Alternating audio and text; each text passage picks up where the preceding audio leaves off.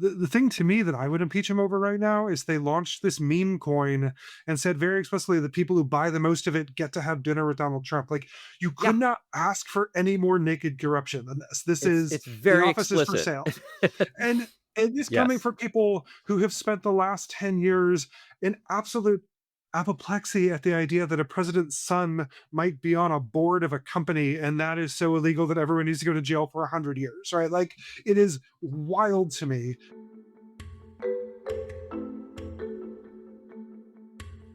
Hello, thank you for joining us, and welcome to a new episode of Power and Flower. I am Seth Maskett. And I'm John Hagner. We are a political scientist and a political consultant who are trying to understand and explain what's going on in U.S. politics. We also care deeply about pastries. Today, we are going to talk about the politics of impeachment. So, Donald Trump is already the only president to be impeached twice. He's the only president in which senators of his own party have voted to convict him, although he's never been convicted. Also, he has pretty obviously already done a number of impeachable things in his first 3 months in office, including defying the Supreme Court's orders on bringing Kilmar Albrego Garcia back, ignoring people's rights to due process, abusing the pardon power by freeing violent insurrectionists, violating the Emoluments Clause, threatening journalists, and more, some of which very explicitly violate the Constitution. Now, we know from plenty of experience that few, if any, Republicans would go along with such an impeachment effort. Mhm. Now, recently, Representative Shri Tanadar, who is a Democrat from Michigan, introduced an impeachment resolution. His party's leadership has tried to distance themselves from it. So this seems like a good time to talk about whether Democrats should bring this up anyway. Is it worth trying to make Trump the only president to be impeached 3 times? Does it make sense to do this even knowing that it will fail? These and other questions are what we're going to get into. But John, I would like to start by just pitching you a question about, just what we know about public opinion on this. That Yeah. is impeaching Trump a popular idea? And just more generally, is public opinion even the right thing to be asking about right now? Yeah, I think it's a great question. We are we're in a brand new place right now. We don't, I think we don't have a ton of information. That all of the stuff that Trump has been doing for the last 100 days is not well understood yet in public opinion. Right now, what we're seeing, the big trends are that Trump's approval rating is down, and Trump's approval on the issues that voters say they care the most about, especially the economy, are down even further. But that has not translated into a lot of people saying that they regret their vote or that they would have done something differently. So I think we're in a spot right now where a lot of people who voted for Trump are willing to tell a pollster that they don't like what he's doing, but they're not yet willing to say that they think that they were wrong. So my guess is if you translate that into an impeachment question, you would find that it is not particularly popular and that what it is doing is just polarizing, right? Where Democrats are going to say, yes, impeach him, get rid of him. Republicans and Trump supporters and independents who voted for him are going to say no. I think that the two failed impeachments, or I say failed, he was successfully impeached, he wasn't removed, but those two processes that went on in his first term, I think in some ways have really defanged impeachment as an idea. That it Mhm. used to be a thing that was really scary sounding. It was a thing that had never really happened other than Andrew Johnson. It was a thing that just the threat of was enough to drive Richard Nixon out of office. That Bill Clinton was terrified of it, and that the impeachment proceedings were, you know, I think a place where Democrats really fought back during that presidency. I think that using it twice on Trump and him coming back to be president again, I think may have taken some of the teeth out of it and may have taken some of the fear that it strikes. But I do think it's interesting, and obviously right now Democrats couldn't impeach Trump, right? Like, even if Hakeem Jeffries and every congressional Democrat said we want to do it, they don't control Congress. They don't have a majority on the House. They couldn't get it to be a vote, and if it came up Mhm. for a vote, it would fail. But it's already a messaging point that Republicans are using in the 2026 upcoming midterms, right? If you listen to Fox News, if you go on to Republican, you know, fora, the we've got to keep the House in 2026, or otherwise Democrats are going to impeach Trump, is a message that they are already using. I think it's a way that they're trying to keep Republican turnout high, and to keep folks who voted for Trump last time on board. One of the things that we've known since Trump came on the political scene is that there are a lot of Trump supporting voters who don't turn out for elections that Trump isn't on the ballot. And I think that they're going to try to use the fear of impeachment as a way to motivate those voters. Now, the question on the other side is, will the prospect of impeaching him for a third time be appealing to Democratic voters in the same way? And I'm just not sure at this point. Mm. One thing you mentioned in there, I wanted to follow up on. You said that like impeachment has been somewhat defanged, and I think that's very much true. Like we've really seen the limits of what impeachment can do. But I'm wondering how much of this is just very specific to Trump. That is, Trump's whole political style seems to be he likes getting in trouble and not punished. Um, and I think either he just enjoys that personally, or he thinks it's good for his political approach, or something. Um, and do you think wouldn't most other presidents still want to avoid this? Like, that wouldn't they see just impeachment, if not conviction, as something of a penalty? uh, yeah, I mean, it may already be priced in. Like, I think, Yeah. when look, I think anyone who tries to psychoanalyze Trump is signing themselves up for a world of pain. I do think that he really didn't want to be impeached the first time. I think that he was, he talked a lot about what an ugly word it was and what a mark of shame it was, and I think it really bothered him the first time it came around. I do think that getting through that and coming out the other side, so maybe he feels like he solidified his hold over the Republican Party, that like, hey, even when frankly that they had him dead to rights, he did the things he was accused of doing, and the Republicans refused to hold him accountable for it. I think that process may, the person for whom it was defanged the most may be Donald Trump himself. Mm. I think that he is much less afraid of it now than he would have been. Um, but I think it's worth pointing out that this is a place where the individual goals of Democrats in Congress are going to come into tension with the party as a whole. Like, I think right now it is not a smart thing for Democrats to be talking about. I think if Democrats win in 2026, there's going to be a ton of pressure to do this. I don't know that going into the 2028 election, it's a good idea. I don't think that, we'll see what the specifics are.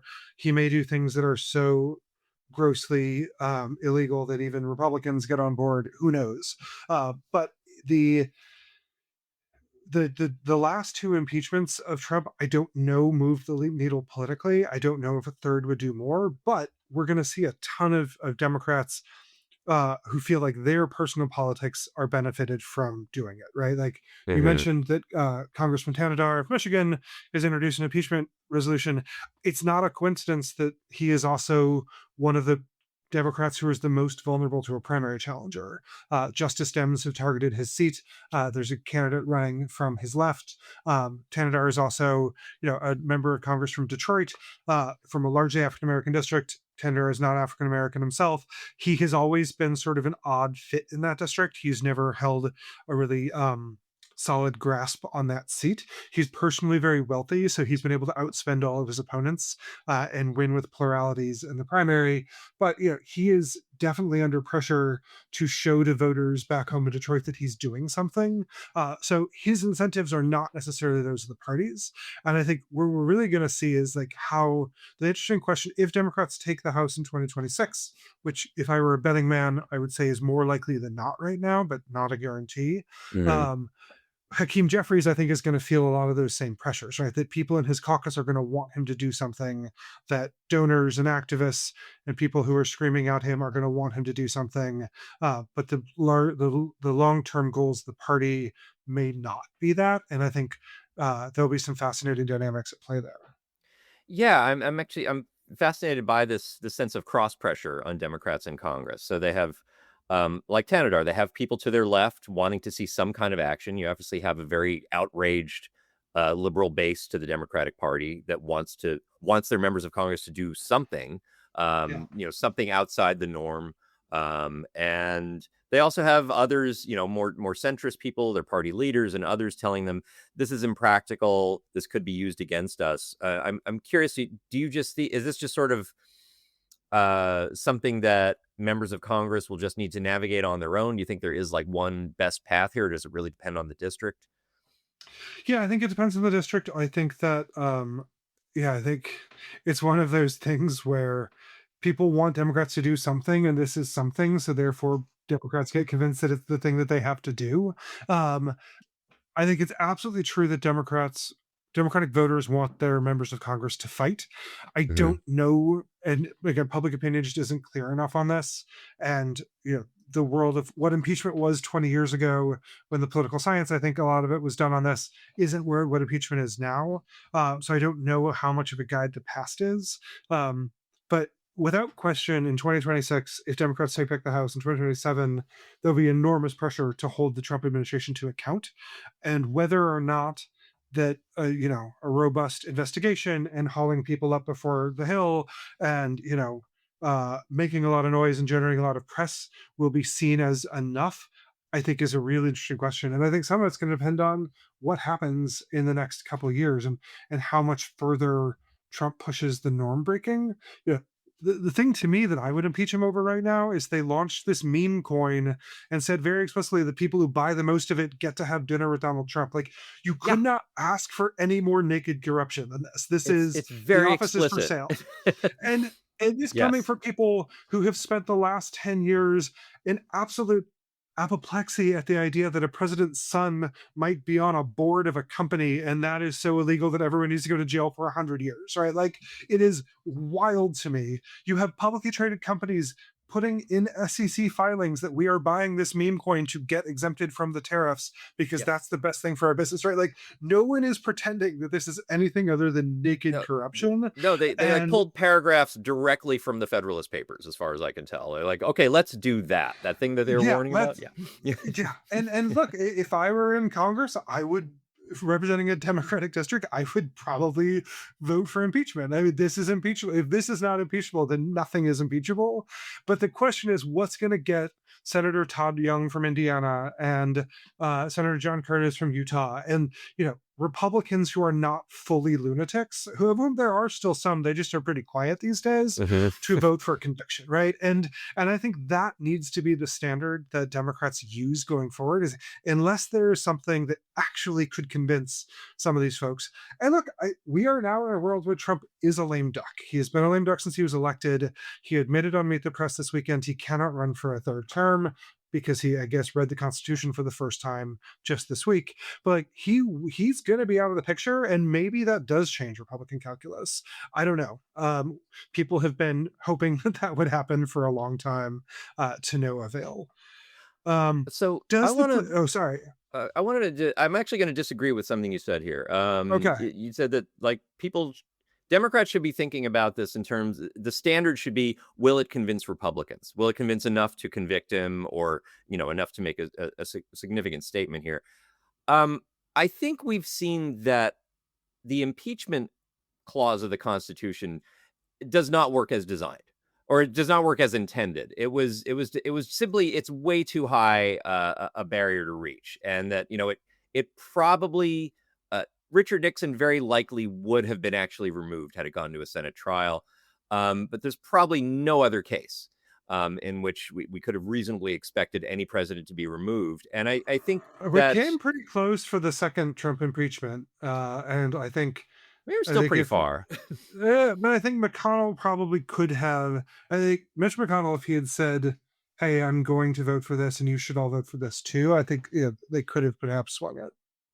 I'm just wondering if there's a value to impeachment, even just fully knowing that there will never be a conviction, that they will never actually remove Trump from office. Does it? Because I'm wondering if there's some symbolic value to pushing this. So, for example, in when Trump was first impeached in 2019, 2020, which was over him attempting to blackmail Vladimir Zelensky and Ukraine by Mhm. demanding that they produce dirt on Joe Biden. Um, just focusing on that issue and making it a national news story brought a lot of attention to that. It made people aware of it who might not have otherwise been aware of it. It unified Democratic support for that. and opposition to Trump. That may have served some purpose, even though it didn't result um, in a conviction. I'm not sure because, again, like as you Yeah. point out, it didn't really move the needle. It didn't really move the needle, He and it also yeah. then took all of the oxygen in the room for that specific issue, which, I think that if you had tried to lay out all of the Trump vulnerabilities going into that year, you know, relations with Ukraine, I don't know that that would have been one of the two or three issues that, would have maybe been where we would have wanted the focus to be. Hmm. Um, so yeah, I think it's impossible to know. I think he obviously did the thing he was accused of and impeached over, and like even Mitt Romney understood that. So yeah, I think it's I understand why it was done. I don't think it really no, but I also think that we're going to see diminishing returns on it, right? If you try to impeach Trump a third time, it's not the cover to cover. It's not the news story that it was. It doesn't stop all the other things that are happening because I think a lot of folks have sort of priced it in. Oh, Democrats think that Trump is illegitimate and invalid as president. Like that's not new, and that's not going to lead in the same way that it used to. Okay. So I wanted to pin you down a little bit on what you think the downside of pushing impeachment is. So I mean, I think you've said, yeah, it can. Do Democrats bringing this up for a vote and then failing to convict or failing even to get an impeachment? Does that actually help Trump in some way? Does it allow him to say he like conquered something? Or obviously we're not expecting approval ratings to move much, although they did with Bill Clinton. But yeah, They did. yeah, They went up. yeah, yeah. Right. They it backfired. So I do think that that's a risk. I think right now, we're not going to pass anything. Democrats have no power in the House, so introducing an impeachment resolution is purely theater. And that right now it gives Trump a talking point. Right. It gives Trump a say, "Oh, I am on the line. My presidency is, and if you don't show up and vote for your local Republican member of Congress in 2026, they're going to impeach me, right?" And that as a motivator for Republicans is a useful rhetorical tool.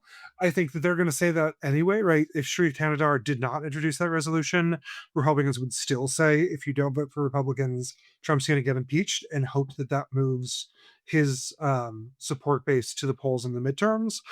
So I think right now it's theater, it's posturing, and I don't think it's particularly harmful. I think the risk in 2027, in a world where Democrats do take control of the House and move with impeachment, you get sort of, as we're going into the run up to 2028, the Democratic Party, in my opinion, needs to be more than just anti Trump. It needs to be anti Trump, but then it also needs to be more. My worry is that it takes up all of the oxygen and it plays into this idea that all Democrats know how to do is say that Trump is bad. And that we have said that Trump is bad for a long time in a lot of different ways. And we have gotten 47% of the country to agree with us and not much more.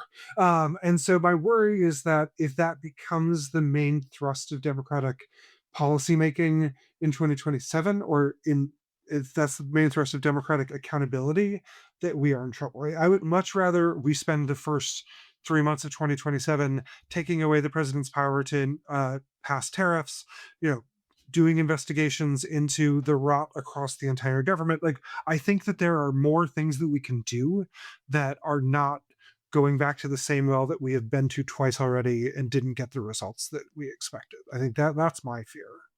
Hmm. Okay. But what does the political science say about all of this? Like, what is your perspective? I mean, I'm not sure if there's a whole lot of political science on this question.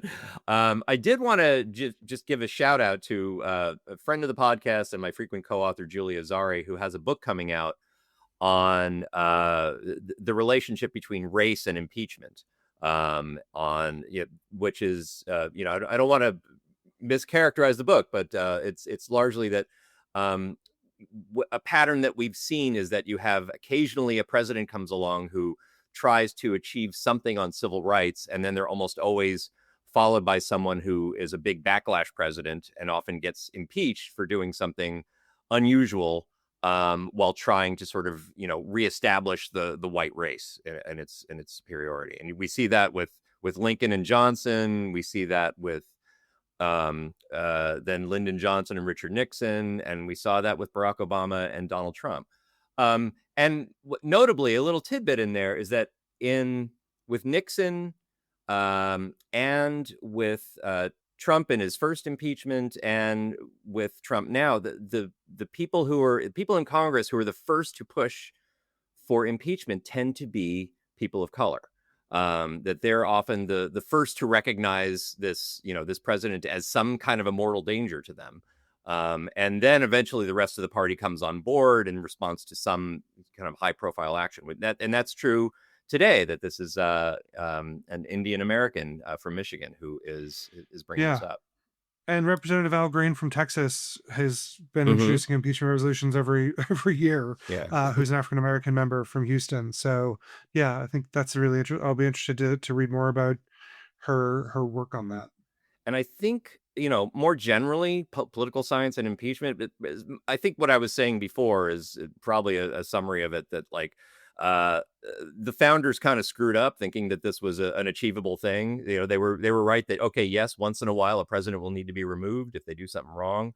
And it's proved almost impossible to do. Um, and the one time it probably would have succeeded was with Richard Nixon, which also happened to be at probably the least partisan time in our nation's history. Like that is, there was still polarization, but it wasn't really along party lines in the 60s and 70s. And there were Republicans willing to cross over to actually vote for his conviction, where most times in American political history, including today, you just won't see that. Yeah, I think the Constitution was written for an era of strong institutions and weak parties, and that's just not Mm-hmm. the world that we have. And Yeah. yeah, I think the founders assumed that members of Congress would care more about Congress than their political party, and that is absolutely not the world that we live in today. There's also the sense exactly what is accountability for a president, right? I mean, we saw the Supreme Court has basically said, well, you can't really prosecute a president for anything they do. And To be fair, they've and said that about Republican presidents. I have a true. feeling they will find a way to make that Yes. not the case for Democrats someday. True. And so, but yeah, and like the sense is that, well, the only real remedy for presidential abuse of power is impeachment. And that's pretty much toothless. It's theater, and theater is not nothing in politics, but it's mostly theater. So I think mostly what we've had is that presidents simply don't want to be impeached. They don't want to be humiliated. And I think Donald Trump is a big exception for that. He can't get enough of the humiliation. I do think the other part of impeachment that we have not talked about yet that's going to be interesting in the next couple of years on the Republican side, while they do control Congress, which again, I don't know that they still will in 2027, but maybe Right. there's pressure on the Republican side to start impeaching and removing judges. And I wonder Mm-hmm. how that's going to play out, that as more and more judges rule against the Trump administration because they are lawless, that the pressure is going to build from Republican members who want to show their voters that they're doing something to start impeaching some of these members.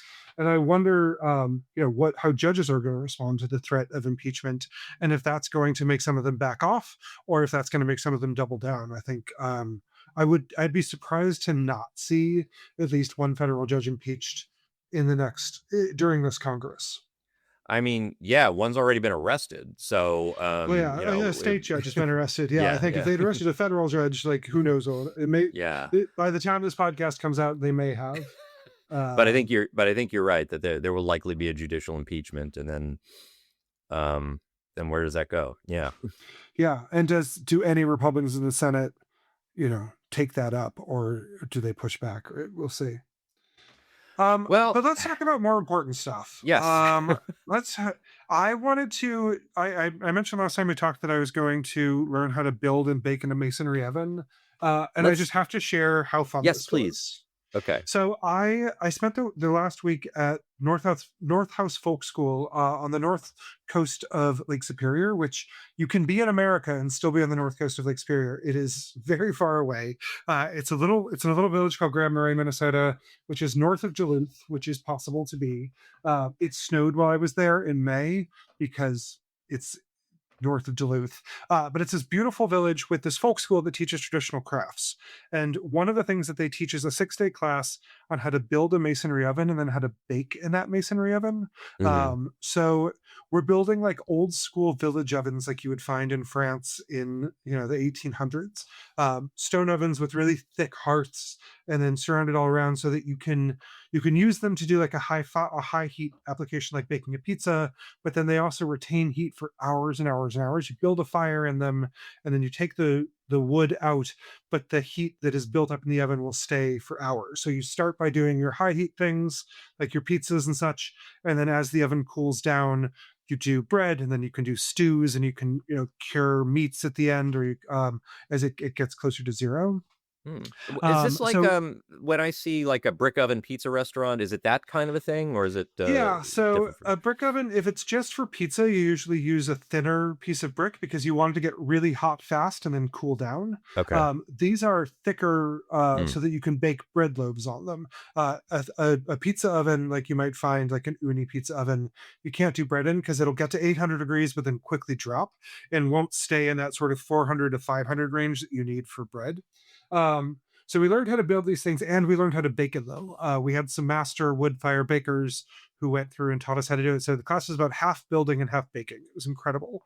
I've got the plans. I'm pulling the permits. I'm going to build one of these ovens in my yard to do wood fired pastries. Oh There's wood wow. fired croissants are a thing that are very hard to find. Not many people have the patience to do it, but I have decided that this is my new calling in life is to do wood fire baking in Minneapolis. So anybody who's listening to this, make a plan to come over next summer and eat some wood fired croissants. Yeah, I really want to get there once you have this oven Yeah, up and running because that sounds absolutely. fantastic. Well, and you baked something it sounds like that I might want to learn how to do in this oven someday. Yes, a friend sent me a recipe. It was posted online about making sourdough croissant bread, and I just those three words I just loved. So I really found this irresistible, and I tried to make it.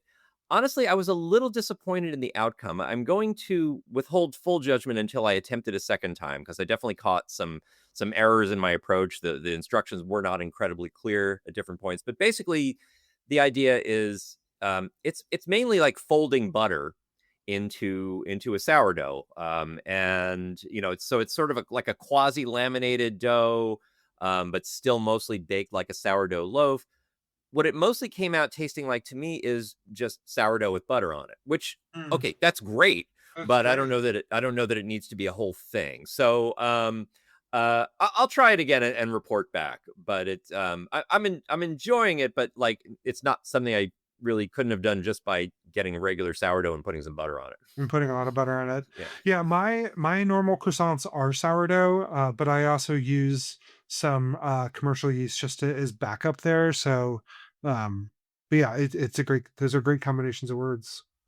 Awesome. Okay. Well, thank you so much. This has been really educational. I can't wait to get to your place and try some brick oven croissants and other pastries. Yes, I But will thanks keep for an people up excellent to date as conversation. the oven gets built. Yeah, Excellent. good to talk to you. Talk to you next time. All right. Take care, John.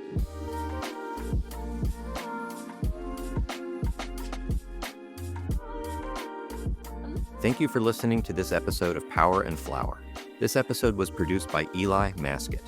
We encourage you to follow and rate this podcast wherever you listen to it. Watch for new episodes at the end of each week.